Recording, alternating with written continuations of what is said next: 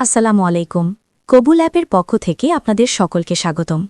আজ দেখাবো কিভাবে কবুল অ্যাপে বায়োডাটা ভেরিফাই করা যায়। বায়োডাটা ভেরিফাই করা হলে আপনার বায়োডাটায় নামের পাশে একটি ব্লু ব্যাজ যুক্ত হবে, ফলে আপনার বায়োডাটা হবে আরও বেশি আকর্ষণীয়, বিশ্বস্ত এবং অন্যদের থেকে আলাদা। বায়োডাটা ভেরিফাই করা থাকলে অন্যদের কাছেও এটার গ্রহণযোগ্যতা বেড়ে যাবে, থাকছে না ফেক অ্যাকাউন্ট ভাবার কোনো সুযোগ।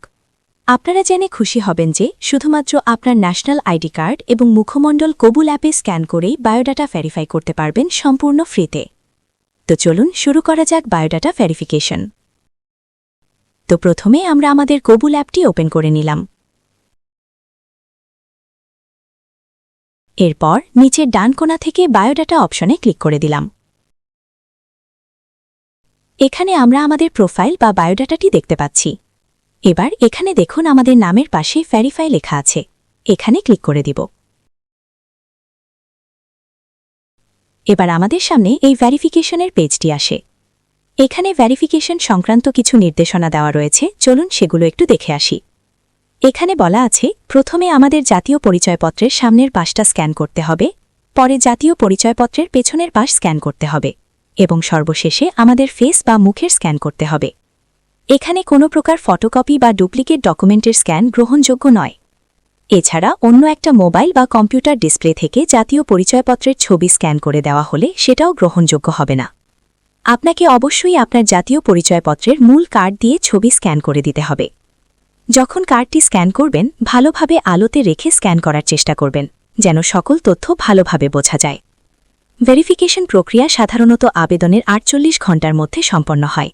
ভেরিফিকেশন ব্যর্থ হলে 72 ঘণ্টা পর পুনরায় চেষ্টা করতে পারবেন এবং যে কোনো সমস্যায় হোয়াটসঅ্যাপে যোগাযোগ করতে পারবেন। ওকে, চলুন এবার ভেরিফাই করা যাক। এর জন্য আমরা এই ভেরিফাই অপশনে ক্লিক করে দিব। একটু অপেক্ষা করবেন।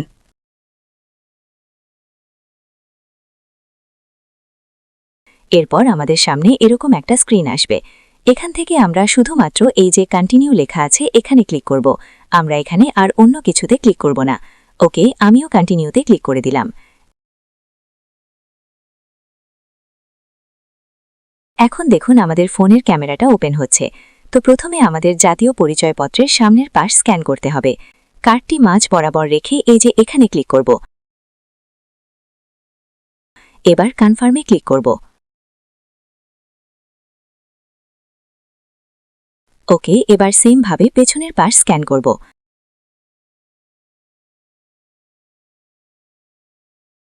আবার কনফার্মে ক্লিক করব।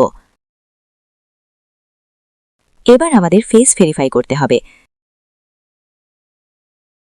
তো আমি আমার ফেস ভেরিফাই করছি।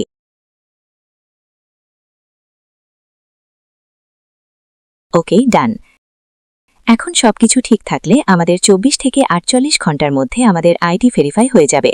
যদি কোথাও কোনো সমস্যা থাকে, আইডি ভেরিফাই না হয়, সেক্ষেত্রে 72 ঘণ্টা পর আপনি আবার ভেরিফাইয়ের জন্য আবেদন করতে পারবেন। কবুল অ্যাপের সকল আপডেট পেতে চ্যানেলটি সাবস্ক্রাইব করে রাখুন। এতক্ষণ সাথে থাকার জন্য ধন্যবাদ সবাইকে।